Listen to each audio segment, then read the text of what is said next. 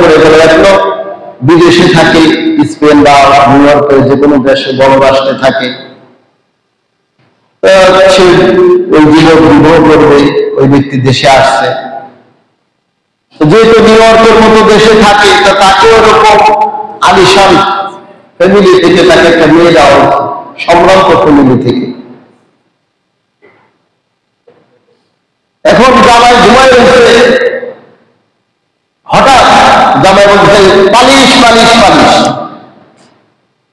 এখন বিবি বলতেছে কি রে পালিশ পালিশ করলো কেন, ব্যাপারটা? আমাদের দেশে তো পালিশ সাধারণত কারা করে, যারা মুন্সি তারা কি করে, পালিশ পালিশ করে। এই কথা বলার পরে ওই রাত গেল, পরে একটু সেম ব্যবহার। তো জামাইয়ের হাতে একটু কালা ফেলাও দেখা যায়, জিজ্ঞেস করে তোমার হাতে কি করে, কাজ কাম করি তো এই জন্য। ওই লোক আর খুলে বলে না দেশে কি করে, ওই দেশে পালিশের কাজ করে। পরে রাতেও ঘুমাইছে, আবার পালিশ পালিশ পালিশ। এবার মেয়েটার মার কাছে যে পাই, এমন ছেলের কাছে দিয়েছে সে প্রতিদিনই পালিশ পালিশ করে। ব্যাপারটা তালাশ করে দেখা গেল ওই ছেলে নিউ ইয়র্কের ভিতরে জুতা পালিশের কাজ করে। তাহলে নিউ ইয়র্কে কাজ করছে, দেশে এসে পালিশ পালিশ করতেছে। সুন্দরী বড় লাগে ঘুমায় পালিশ পালিশ।